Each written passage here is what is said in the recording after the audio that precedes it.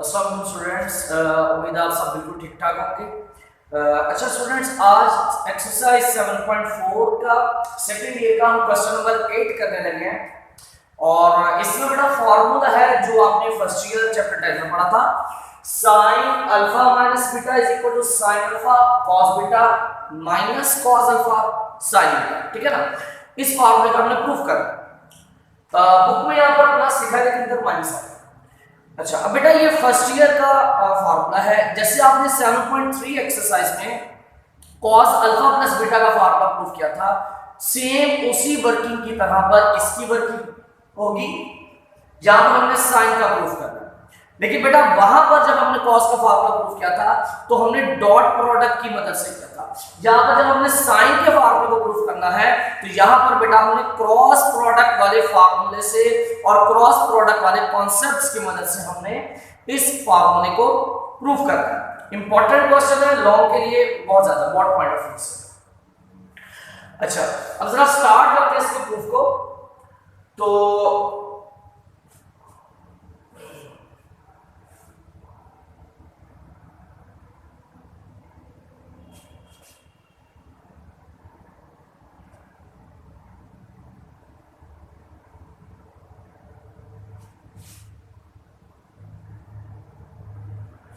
Let's suppose बेटा हमारे पास दो वेक्टर्स हैं।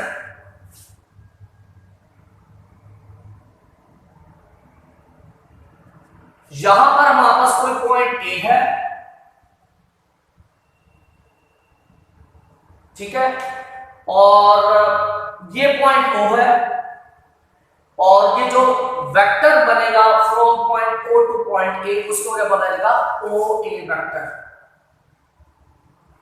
ठीक है, इसको क्या बोला जाएगा, ओ ए वेक्टर।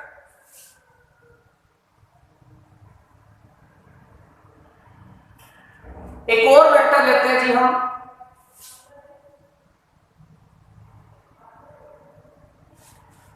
लेट्स सपोज ये जो पॉइंट है ये पॉइंट बी है, ये वाला ये पॉइंट बी है, और इस ओ से लेकर पॉइंट बी तक का जो वेक्टर है उसका नाम है वेक्टर ओ बी। ठीक है, यहीं से जरा हम वर्किंग स्टार्ट करते हैं। जैसे 7.3 क्वेश्चन नंबर 11 में हमने क्या था वो वीडियो आप देख लीजिएगा, कैसे इसको स्टार्ट किया था। उसका लिंक भी डिस्क्रिप्शन में रख दिया जाएगा, वहां से आप उसको चाहे तो देख सकते हैं। तो देखिए कैसे लिखेंगे हम, let O A and O B. Let OA and OB are two unit vectors.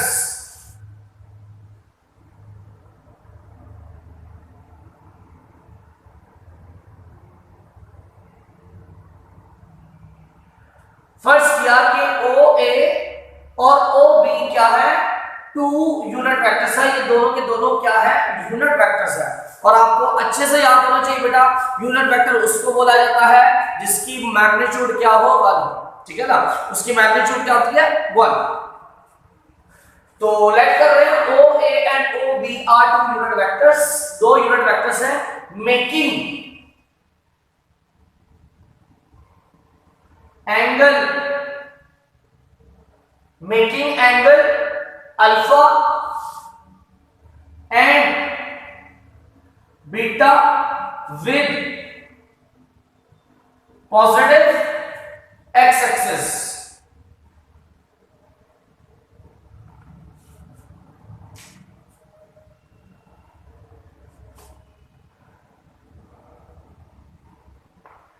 ठीक है, हमने फर्स्ट किया ओ ए ओ बी, दो यूनिट वेक्टर्स हैं हमारे पास और ये दोनों के दोनों एंगल बना रहे हैं, इसके साथ पॉजिटिव एक्स एक्सिस के साथ एंगल बना रहे हैं।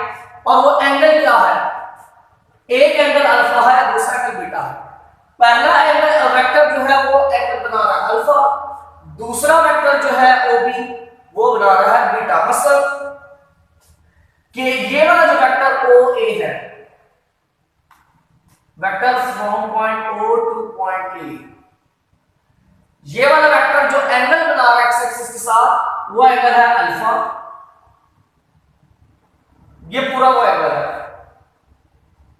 कितना है अल्फा। और ये जो दूसरा वेक्टर है O B, from point O to point B,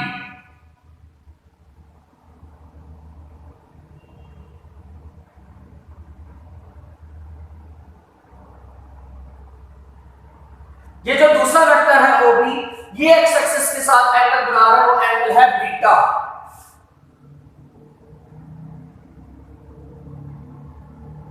वो एंगल कितना है बीटा, मतलब ऊपर वाले वेक्टर का एंगल अल्फा है, टोटल एंगल अल्फा है, जबकि नीचे वाले वेक्टर का एंगल जो है वो है बीटा। ठीक हो गया? सच दैट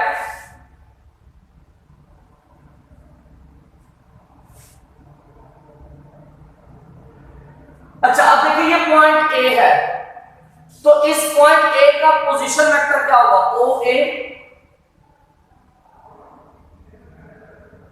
इसकी वैल्यू क्या होगी, देखिए पॉइंट ए का मैंने आपको क्वेश्चन नंबर 11 में बताया था 7.3 में कि हमारे पास जो कोऑर्डिनेट सिस्टम होता है वो दो तरह का होता है, एक रेक्टेंगुलर कंपोनेंट्स कोऑर्डिनेट सिस्टम और दूसरे हमारे पास पोलर कंपोनेंट्स होते हैं, पोलर कोऑर्डिनेट सिस्टम। ये जो पॉइंट ए है, ठीक है, इसके दो तरह के कंपोनेंट्स हो सकते हैं, एक्स को वाई, इसको बोला जाता है रेक्टेंगुलर कंपोनेंट्स, ठीक है। और दूसरा तरीका होता है पोलर कोऑर्डिनेट्स। पोलर कोऑर्डिनेट्स में क्या लिखा जाता है, एक्स की जगह पर आ जाता है r cos थीटा, y की जगह पर आ जाता है r sin थीटा, ठीक है। थीटा क्या है, वो वाला एंगल जो ये पॉइंट की जो लाइन है, देखो इस पॉइंट के साथ जो वेक्टर बन रहा है, वो वेक्टर कितना एंगल बना रहा है एक्स एक्सिस के साथ, वो एंगल बना रहा है अल्फा। तो यहां पर थीटा की जगह पर क्या आ जाएगा अल्फा, और इधर भी थीटा की जगह पर क्या आ जाएगा अल्फा, ठीक है। और ये जो r है ये लेंथ होती है, यहां से लेकर यहां तक इस वेक्टर की टोटल लेंथ कितनी होगी, लंबाई, मैग्नीट्यूड। अब आपको याद हो मैंने बोला था कि जो वेक्टर ओ ए है, ओ से ए तक का जो वेक्टर है, ये कौन सा वेक्टर है, ये यूनिट वेक्टर है। इसका मतलब अगर ये यूनिट वेक्टर है तो इसकी लेंथ क्या होगी, इसकी लंबाई, इसकी मैग्नीट्यूड क्या होगी 1। इसका मतलब r की वैल्यू क्या आएगी 1, r की वैल्यू क्या आएगी 1, ठीक है ना।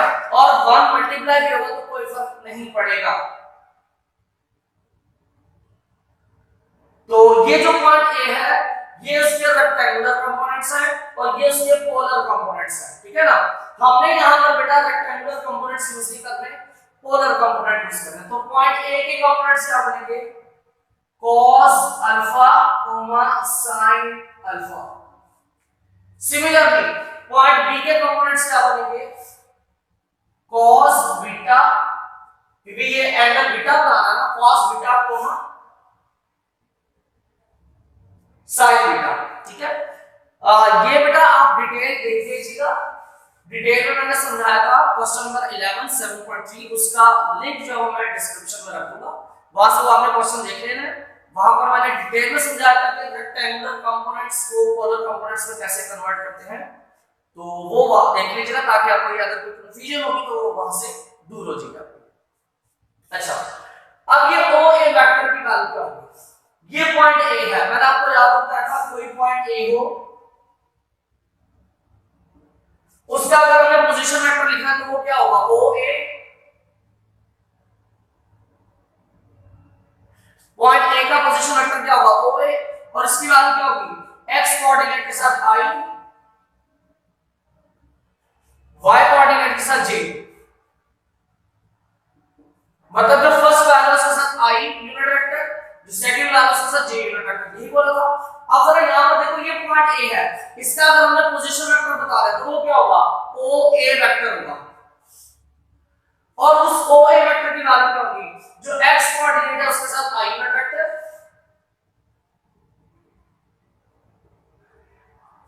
जो वाई कोऑर्डिनेट है उसके साथ जे unit vector.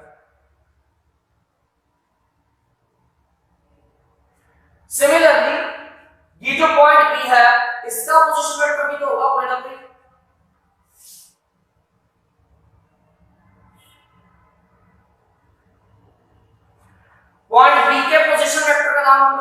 Point O B, vector from point O to point B, इसकी वैल्यू क्या होगी, एक्स कोऑर्डिनेट के साथ आई यूनिट वेक्टर,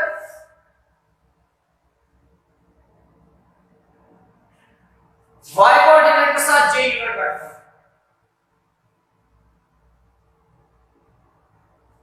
ठीक है, ये दो वेक्टर्स आ गए बेटा।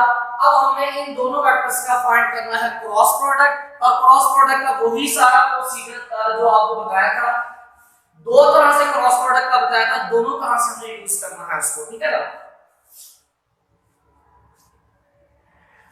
हम क्रॉस प्रोडक्ट लेते हैं फ्रॉम वेक्टर OB टू वेक्टर OA, OB से OA वेक्टर का क्रॉस प्रोडक्ट लेते हैं।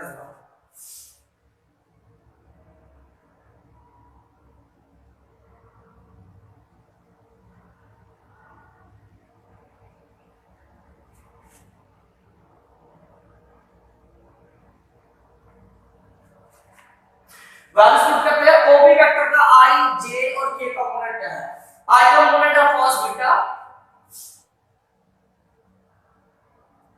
J कंपोनेंट है sin बीटा और K कंपोनेंट, यहां पर तो कहीं पर भी K कंपोनेंट नहीं है, तो फिर हम यहां पर K की वैल्यू क्या ले लेंगे, 0। ठीक है, अब वेक्टर OA के कंपोनेंट सीखो, ये वेक्टर O है, A है, इसका I कंपोनेंट क्या है, cos अल्फा,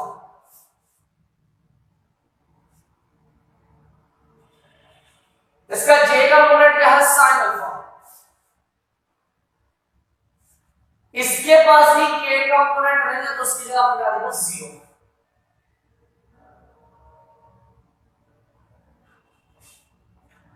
अब अगर हम इसको एक्सपेंड कर लें, R1 से भी एक्सपेंड किया जा सकता है, R2 से भी, जा सकते कर लो, वैसे बेस्ट है तो C3 से है एक्सपेंड करना, लेकिन चलो हम जिस तरीके से करते हैं R1 से तरीके से कर देते हैं, R1 से एक्सपेंड कर देते हैं।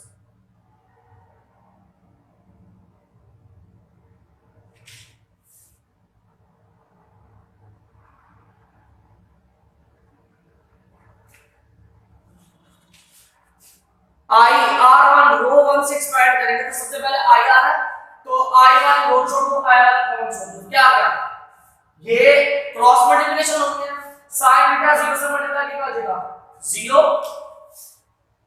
माइनस फॉर्म बनेगा, फिर sin अल्फा 0 से मल्टीप्लाई किया क्या हो जाएगा, ये भी 0। ठीक हो गया, अगली बारी आ गई J की, और J के साथ आपको होगा माइनस, फिर क्या आएगा, वापस आ गया, J वाली रो छोड़ देते हैं, J वाला कॉलम छोड़ देते हैं, J वाली रो छोड़ दी, J वाला कॉलम छोड़ दिया, बाकी जो बचा है वो क्रॉस मल्टीप्लाई कर दो, cos बीटा 0 से मल्टीप्लाई करें 0 माइनस फॉर्म बनेगा, cos अल्फा 0 से मल्टीप्लाई करें ये भी 0। अब लास्ट रह गया K वाली रो छोड़ देते हैं, K वाला कॉलम छोड़ देते हैं, तो हमारे पास क्या है, क्रॉस मल्टीप्लाई होगा, इसको इससे मल्टीप्लाई करना है, क्या आएगा, cos बीटा और sin अल्फा को आपस में मल्टीप्लाई करेंगे तो क्या आएगा, यही आएगा sin alpha cos beta minus form बनेगा, इसको इसके साथ मल्टीप्लाई करो तो वो क्या आएगा, cos अल्फा sin बीटा।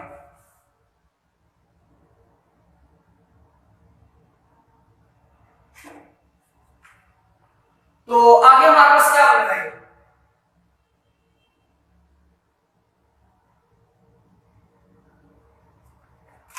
ये 0 है, I से मल्टीप्लाई के 0, 0 है, J से मल्टीप्लाई के 0, ये क्या आ हमारे पास, ये तो ऐसे कैसे रहेगा, क्या लिखा था, sin alpha cos beta minus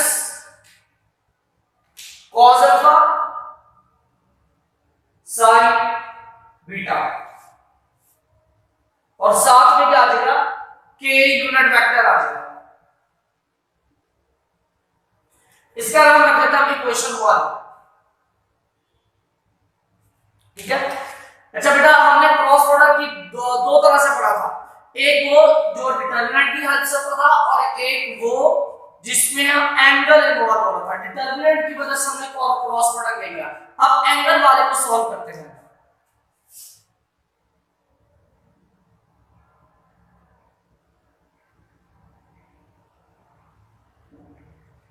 OB cross OA, इन दोनों वेक्टर्स का क्रॉस प्रोडक्ट लेना है हमें।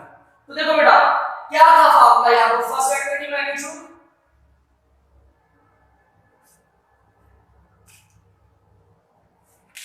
सेकंड वेक्टर की magnitude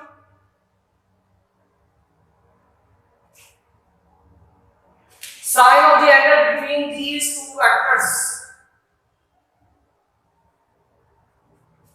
sine of the angle between these two vectors. अब जरा ये डिसाइड कर लो कि ये जो वेक्टर OB और OA वेक्टर्स हैं इन दोनों के दरमियान एंगल क्या होगा। देखना ये वेक्टर है OB, ये वेक्टर है OA, इन दोनों के दरमियान जो एंगल है वो ये है। इस एंगल की वैल्यू क्या होगी? देखो बेटा ये टोटल एंगल कितना है अल्फा, टोटल एंगल कितना अल्फा, एक्स एक्सिस से लेकर इस वेक्टर तक टोटल एंगल अल्फा, ठीक है। और नीचे वाला एंगल कितना है बीटा, ऐसे है। अब जरा गौर करना बेटा, जब हम टोटल एंगल में से नीचे वाला एंगल 5 कर देंगे,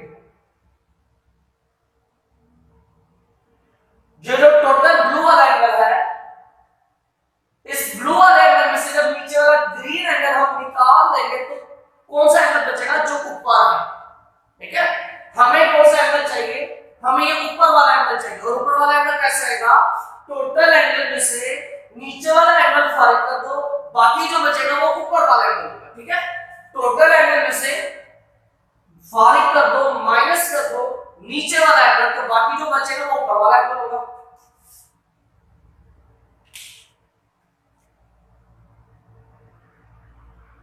तो पता ये चला था कि अगर हम टोटल एंगल में से माइनस कर दें नीचे वाला एंगल, तो ये जो बच रहा है ये कौन सा एंगल होगा? ऊपर वाला एंगल, ये वाला एंगल।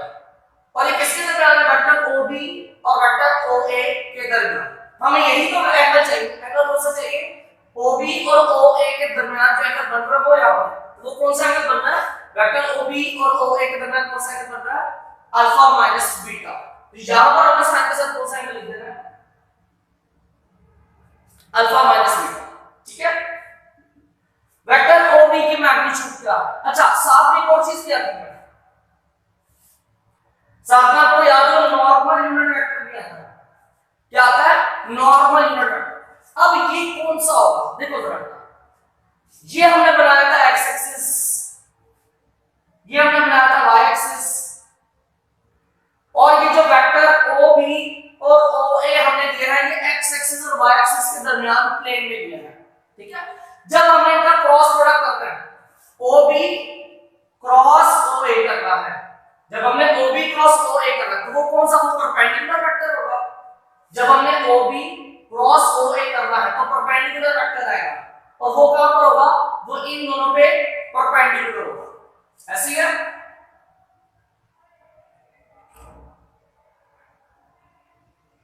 अब जरा गौर करो बेटा,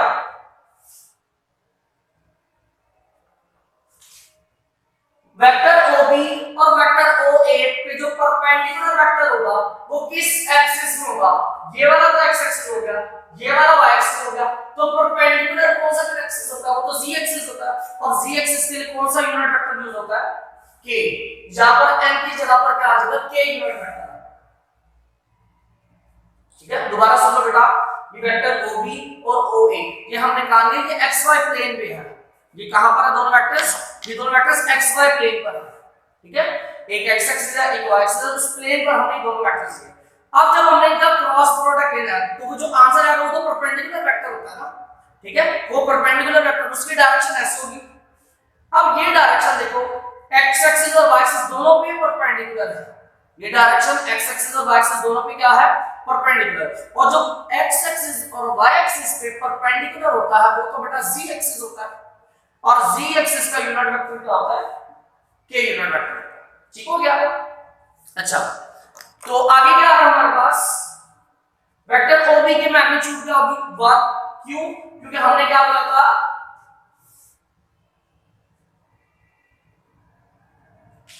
OA और OB दोनों क्या है, यूनिट वेक्टर्स है। इसका मतलब है इनकी मैग्नीट्यूड क्या होगी दोनों की 1।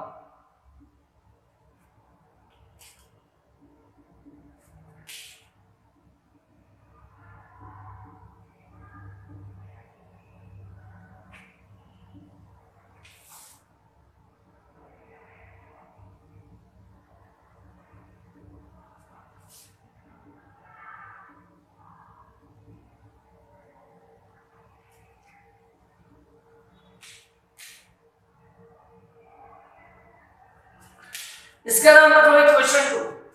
अब देखो बेटा, इक्वेशन 1 और इक्वेशन 2 दोनों की लेफ्ट साइड क्या है, सेम है। जब दोनों की लेफ्ट साइड सेम है तो फिर दोनों की राइट साइड भी क्या होगी, सेम होगी। तो हमारे पास क्या आ जाएगा,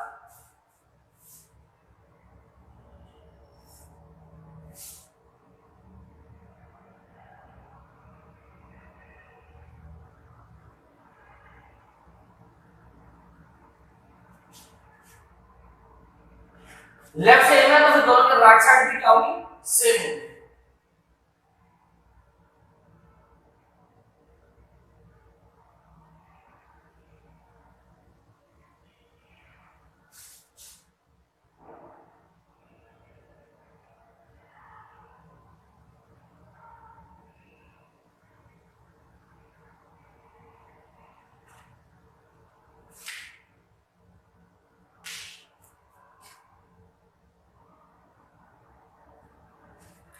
अब लेफ्ट साइड पर भी एक वेक्टर है और राइट साइड पर भी एक वेक्टर है, दोनों वेक्टर्स इक्वल है, तो कंपेयरिंग करेंगे तो यहां से वापस क्या आएगा, k कंपोनेंट इक्वल किसका आएगा, k कंपोनेंट।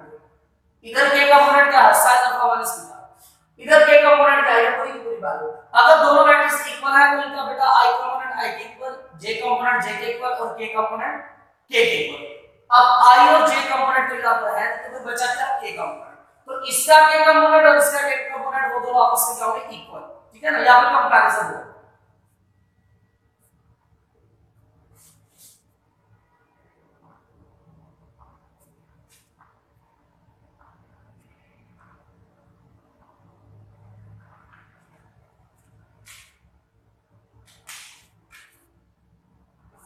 ठीक है, जहां पर आपको कुछ सीखने की जरूरत नहीं है, बस इम्प्लाइज का साइन लगाओ और कंपैरिजन हो जाएगा। तो k component k unit k unit vector समझ लो कैंसिल हो गए, कंपोनेंट्स उनके क्या आ जाएंगे, इक्वल।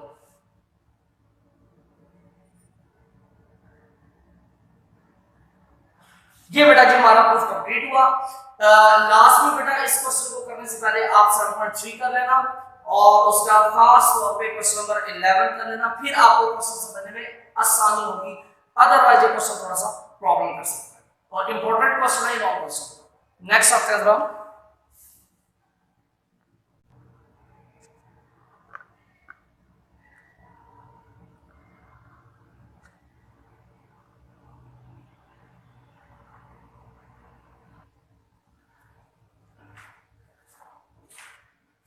अच्छा बेटा, अब हमारे पास क्वेश्चन नंबर 9 है और शॉर्ट क्वेश्चन है, ये एमसीक्यू से है। उससे पहले मैं आपको कुछ चीजें रिवाइज करवा दूं डॉट प्रोडक्ट और क्रॉस प्रोडक्ट से रिलेटेड। डॉट प्रोडक्ट हमने पढ़ा था, उसका फार्मूला कि दो वेक्टर्स का डॉट प्रोडक्ट होगा तो फार्मूला क्या होगा, फर्स्ट वेक्टर की मैग्नीट्यूड, सेकंड वेक्टर की magnitude and cos of the angle between these two vectors. इन दो वेक्टर्स के दरमियान जो एंगल है वो यहां पर आपने लगा देना। ठीक है ना, अब इनकी प्रॉपर्टी पढ़ी थी हमने वेक्टर्स की डॉट प्रोडक्ट से related. If u dot v is equal to 0, अगर दो वेक्टर्स का डॉट प्रोडक्ट 0 आ जाए तो क्या क्या पॉसिबिलिटीज है डॉट प्रोडक्ट का आंसर 0 आने की। देन पहली पॉसिबिलिटी ये है कि जो वेक्टर u है वो क्या हो, 0 वेक्टर हो। 0 वेक्टर से मुराद नल वेक्टर है, पहली पॉसिबिलिटी ये है। ठीक है ना, क्योंकि अगर u जो है वो नल वेक्टर होगा तो इसकी मैग्नीट्यूड क्या होगी, 0। अगर u नल वेक्टर होगा इसकी मैग्नीट्यूड 0 की 0 सारे से मल्टीप्लाई करके हो जाएगा 0 हो जाएगा। ठीक है, दूसरी पॉसिबिलिटी वेक्टर v 0 हो जाए। ठीक है ना, वेक्टर v 0 0 से मुराद नल वेक्टर हो, है तो फिर इस वेक्टर v की मैग्नीट्यूड क्या होगी 0, और जब वेक्टर v की मैग्नीट्यूड 0 होगी तो वो 0 पूरे से मल्टीप्लाई किया जाएगा 0। तीसरी पॉसिबिलिटी क्या थी, u and v are perpendicular, दोनों क्या हो परपेंडिकुलर हो। अगर दोनों के दोनों परपेंडिकुलर हो तो बेटा उनके दरमियान एंगल कितना बनेगा, अगर दो वेक्टर्स परपेंडिकुलर होंगे तो उनके दरमियान एंगल यकीनन 90 डिग्री बनेगा। ठीक है, तो जब यहां पर एंगल 90 डिग्री होगा तो cos 90 0 होता है, तो 0 पूरे से मल्टीप्लाई हो जाएगा 0। तो बेटा ये तीन पॉसिबिलिटीज है। तो बेटा u क्रॉस v 0 आ जाए दो वेक्टर्स का, फिर क्या पॉसिबिलिटीज हो सकती हैं, देन वेक्टर u क्या हो, नल वेक्टर हो, मतलब जीरो वेक्टर हो तो भी क्रॉस प्रोडक्ट 0 आएगा। कैसे, क्योंकि अगर u नल वेक्टर होता है तो उसकी मैग्नीट्यूड क्या होगी, u की मैग्नीट्यूड 0 की, और 0 पूरे से मल्टीप्लाई किया हो जाएगा 0। दूसरी पॉसिबिलिटी क्या है कि वेक्टर v 0 वेक्टर हो जाए, यानी कि नल वेक्टर हो जाए। ठीक है, तो इससे फिर क्या होगा, अगर वेक्टर v नल वेक्टर हो जाता है तो इसकी मैग्नीट्यूड क्या होगी 0, 0 पूरे से मल्टीप्लाई किया हो जाएगा 0। थर्ड और लास्ट पॉसिबिलिटी क्या है कि वेक्टर u और vector v both are parallel, दोनों वेक्टर्स क्या हो पैरेलल। तो आपको पता है अगर दो वेक्टर्स पैरेलल हो तो उनके दरमियान एंगल कितना बनता है 0 डिग्री, तो उनके दरमियान एंगल कितना बनेगा 0 डिग्री, तो sin 0 की वैल्यू आती है 0, तो इस पूरे को क्या कर देगा 0 कर देगा। ठीक है, तो बेटा ये तीन पॉसिबिलिटीज है कि अगर दो वेक्टर्स का क्रॉस प्रोडक्ट आ जाए तो इन तीनों में से कोई एक बात लाजमी, एक से ज्यादा भी हो सकती है पर कम से कम एक बात लाजमी। सिमिलरली अगर डॉट प्रोडक्ट 0 आ जाता है तो तब भी इन तीनों में से कम एक बात लाजमी। अगला क्वेश्चन नंबर 9 की तरफ आते हैं। वो क्वेश्चन नंबर 9 में कह रहा है if a cos b is equal to 0 and a dot b is equal to 0। अब दरमियान में बेटा वो लिख रहा है एंड, जब एंड आ जाए ना तो बेटा दोनों बातों का एक टाइम पे पूरा करना जरूरी होता है। ठीक है ना, जब एंड आ जाए, दो स्टेटमेंट्स के दरमियान एंड आ जाए तो इसका मतलब दोनों बातों को पूरा करना जरूरी है। अब अगर दोनों बातें पूरी हो गई, क्रॉस प्रोडक्ट भी 0 आ जाए तो डॉट प्रोडक्ट भी 0 आ जाए, तो क्या ये थर्ड कंडीशन पॉसिबल है? नहीं है। उसकी रीजन, यहां पर एक वक्त में डॉट प्रोडक्ट भी 0 है, क्रॉस प्रोडक्ट भी 0 है। क्रॉस प्रोडक्ट का मतलब कि ये दोनों पैरेलल है, डॉट प्रोडक्ट 0 का मतलब कि ये दोनों परपेंडिकुलर है। इसके मुताबिक अब बेटा दो वेक्टर्स एक वक्त में या तो परपेंडिकुलर हो सकते हैं या पैरेलल हो सकते हैं, दोनों नहीं हो सकते, एक वक्त में दोनों चीजें नहीं हो सकती। इसका मतलब थर्ड कंडीशन पॉसिबल नहीं है। फिर कौन सी कंडीशन बचती है, फिर पहली कंडीशन बचती है या दूसरी कंडीशन बचती है। ठीक है ना, तो यहां पर हमें ये लिखना है if a cos b is equal to 0 and a dot b is equal to 0। अगर क्रॉस प्रोडक्ट भी 0 है, डॉट प्रोडक्ट भी 0 है, देन हमारे पास जो पॉसिबिलिटीज है वो पहली पॉसिबिलिटी है vector a is a 0 vector, मतलब null vector.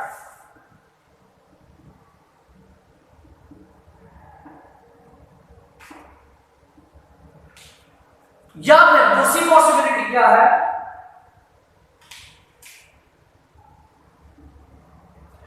Vector b is a null vector.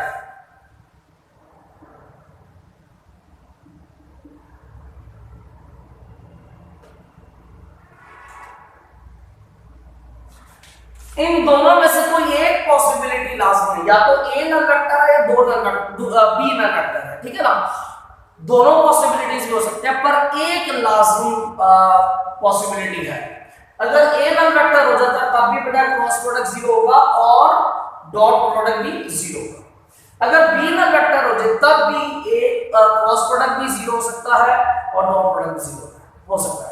इन दो के अलावा कोई और पॉसिबिलिटी नहीं है जहां पर ये दोनों कंडीशंस होल्ड करेंगे। ठीक है, तो ये बेटा हमारे 7.4 एक्सरसाइज खत्म हो गई है। इंशाल्लाह नेक्स्ट लेक्चर में हम 7.5 एक्सरसाइज स्टार्ट करेंगे। अस्सलाम वालेकुम।